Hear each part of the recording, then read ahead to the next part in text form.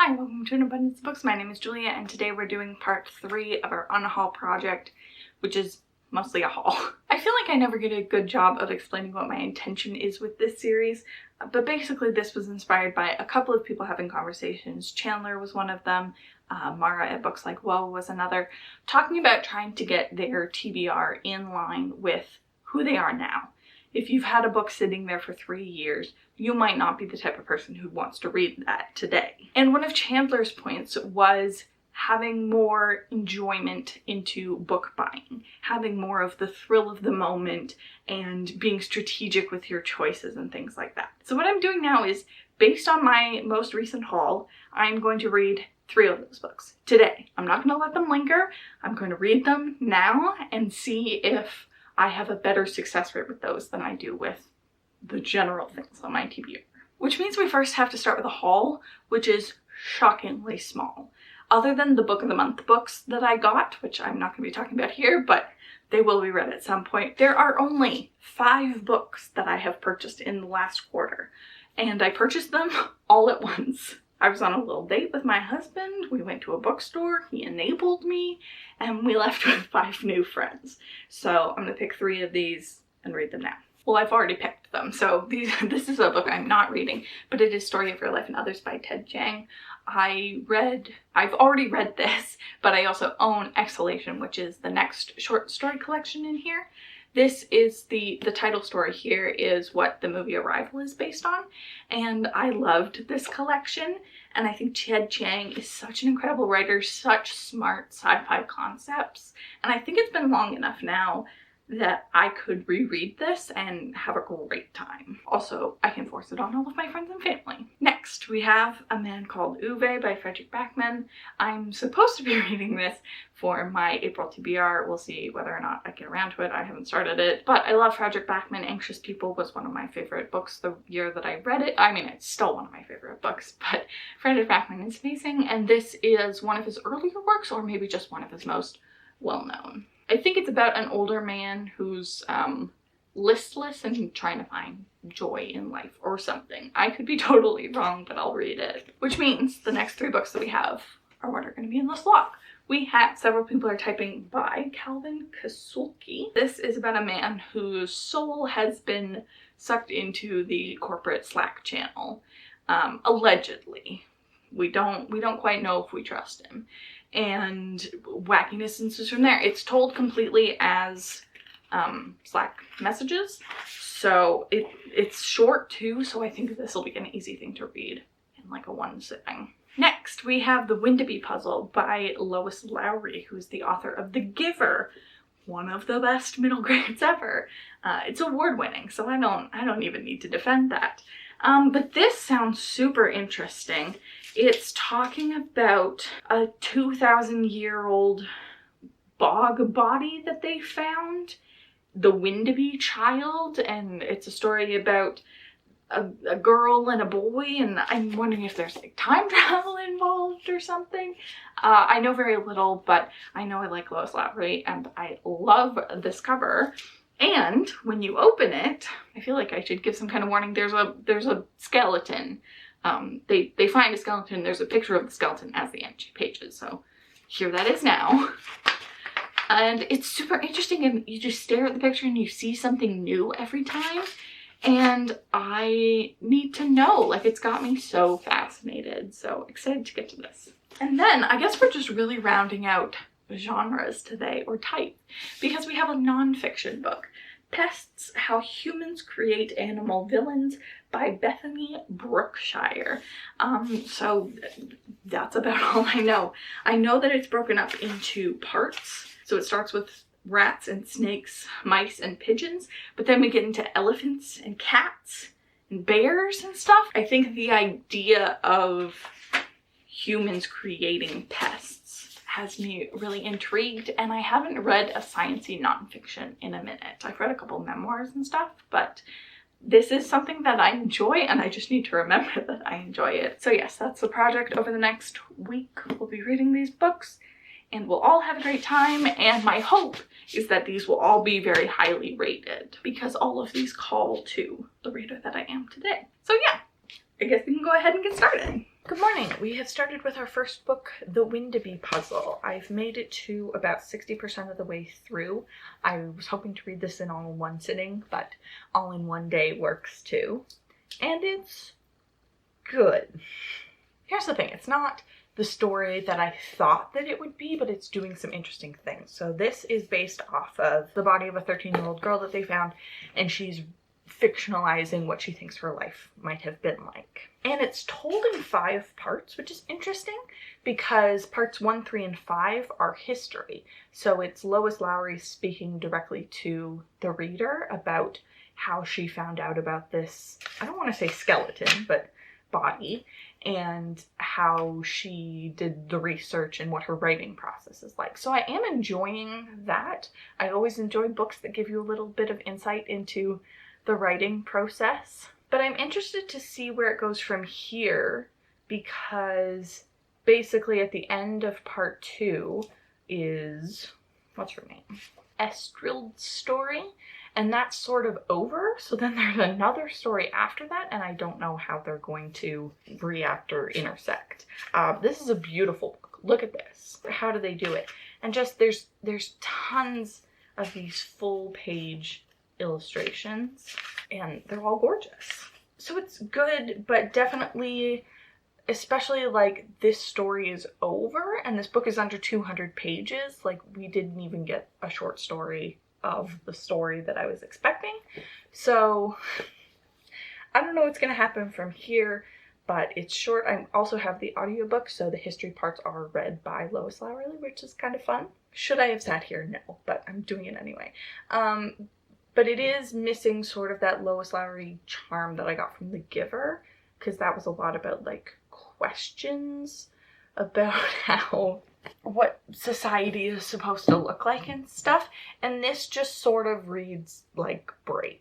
It's not, but it is reminding me a lot of Brave. I'm not mad at it. I'm not having a bad time, but it does seem very simplistic and very much for children, in a way where there isn't really anything additional for adults to glom onto, where The Giver had a lot of questions that anyone can answer, but your answer will change depending on where you are in your life. So I thought that was interesting. Anyway, I'll finish this up and I'll let you know. I finished the Windeby puzzle.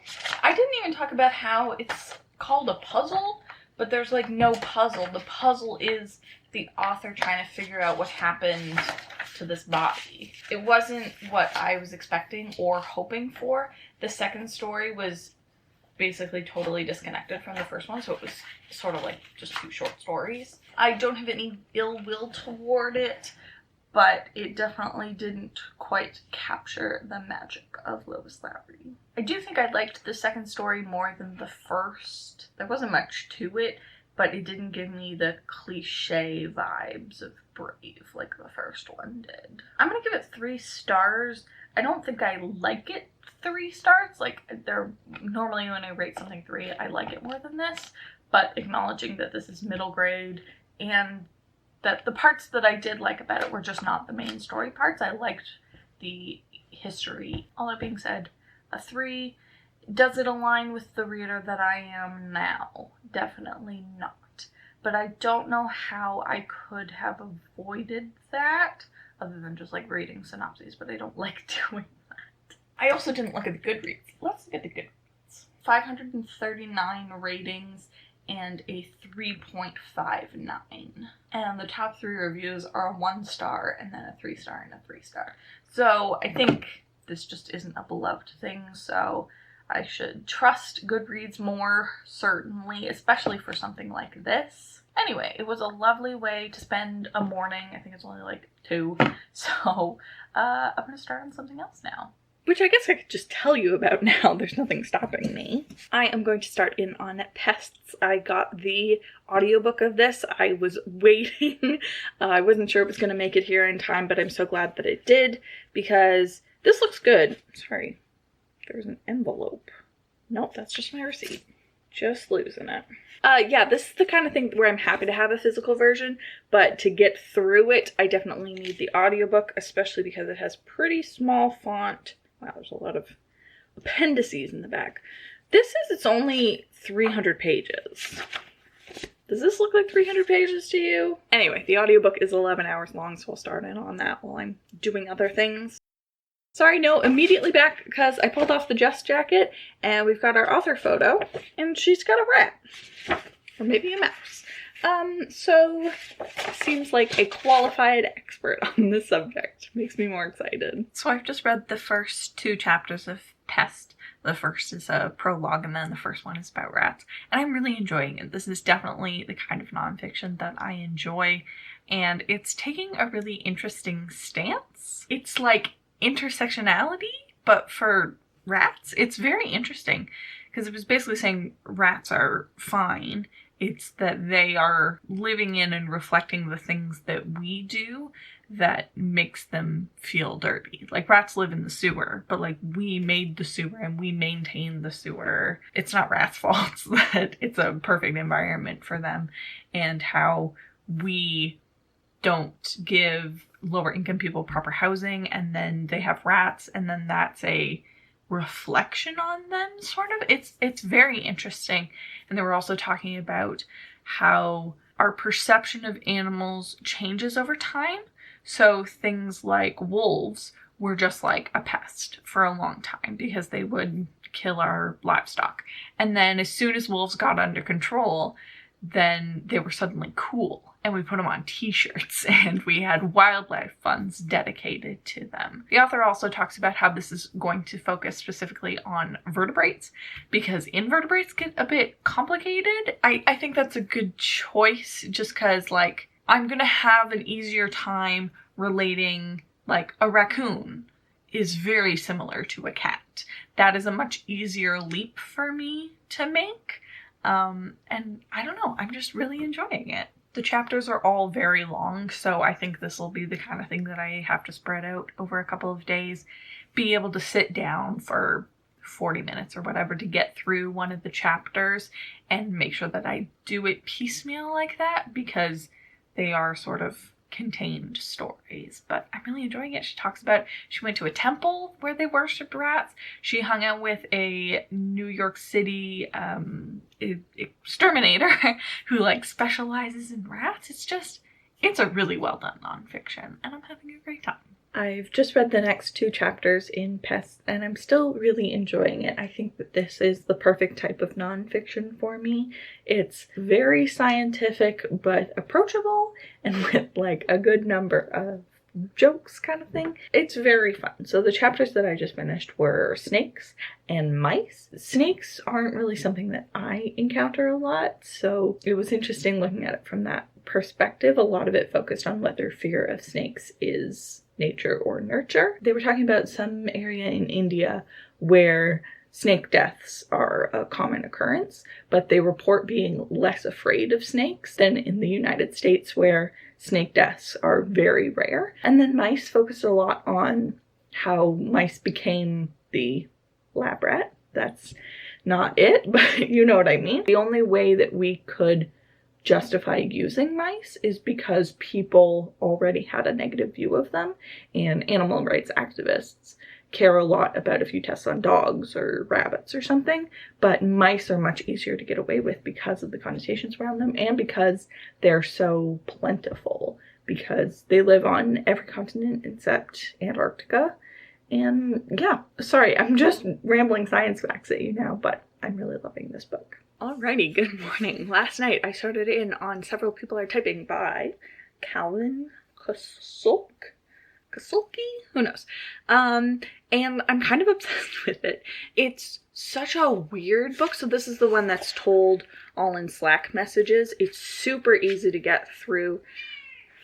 Can't film today, cat doesn't like it, but I made the mistake. I just started this too late in the day that I was falling asleep before I could finish it, but it's a wild book. The pitch of this is that there's a man who is claiming that he has been sucked into Slack. And I think that that's all you really need to know going into it. It is propulsively readable and lulls you into this false sense of security. Sorry, cat's playing ignore her. It lulls you into this false sense of security, and then little things start becoming weird. And you just kind of move on, and you're like, whatever that was. And that happens again and again. And I think that this is satire that I actually enjoy. Normally I can't get my brain into satire mode, but I think maybe because this is something that I'm so familiar with, I'm on Slack every day at work, that this is something that I understand, and it's also not going, like, depressing.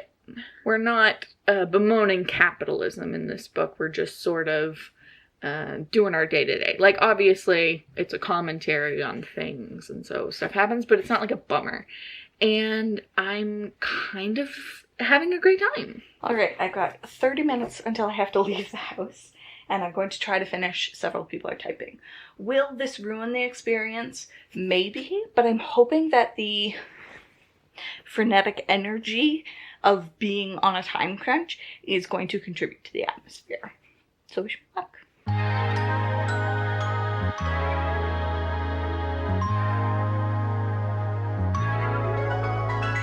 Alright, now we can wrap this thing up. I did end up finishing Several People Are Typing last night, but then my camera battery died and I had to leave, so it's like a full 24 hours later, but we're here to wrap it up. With a slight intermission first, because I got some more books. Fortunately, they're gorgeous and stunning. I bought the new Illumicrate versions of the Becky Chambers Wayfarers series. The Long Way to a Small Angry Planet is the first one, and they're beautiful. They're definitely not quite what I was expecting. Like, my other Illumicrate editions have dust jackets and like special art on them.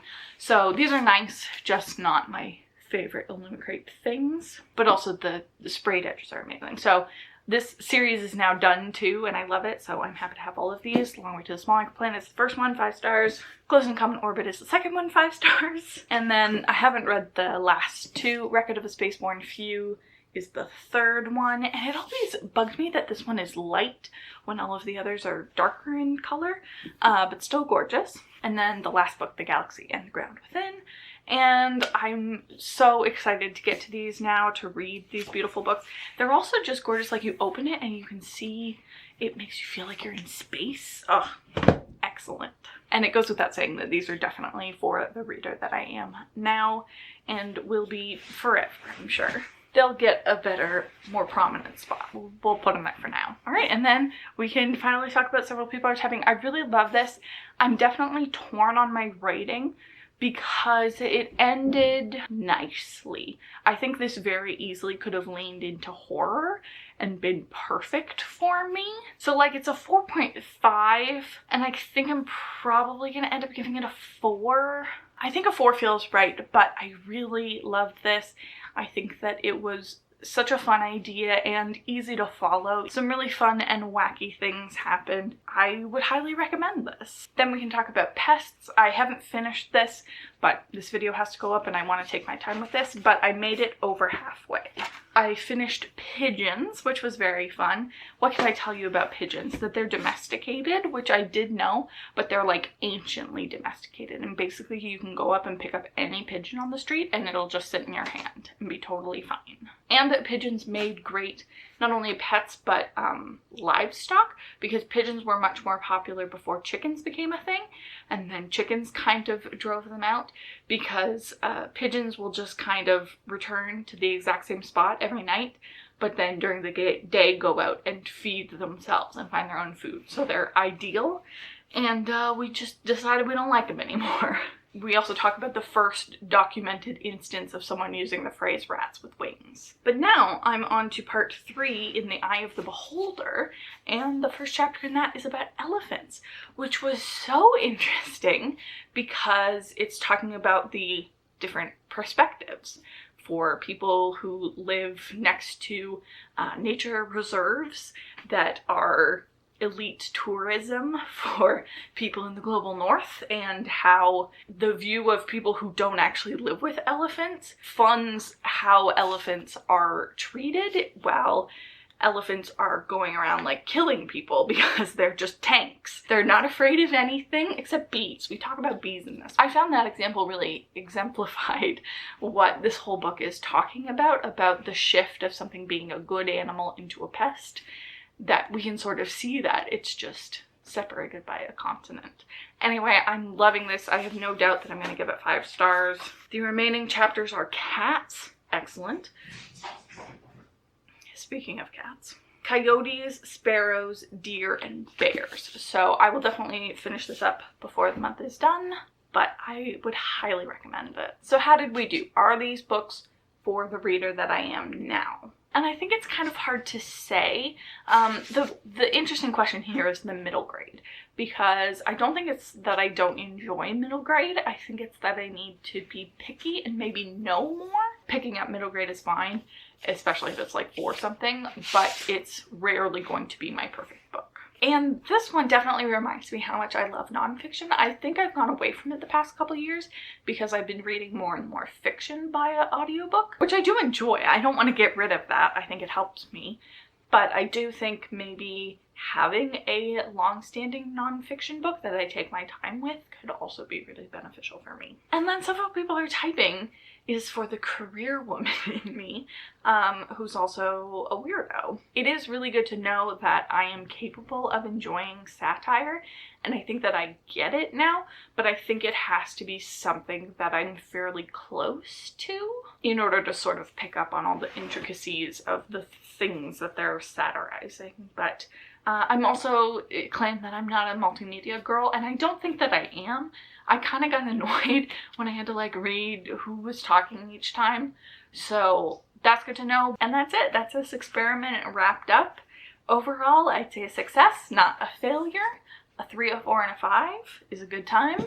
And I was very happy to do this, and I think that it will help me be more intentional going forward. Thank you so much for joining me. There will be a playlist down below of all of the videos that I've done this month relating to spring cleaning of my shelves and of my mind. So if you're interested, you can go watch everything. But that's it. Thank you for joining me, and I will see you very soon in another video. Bye-bye.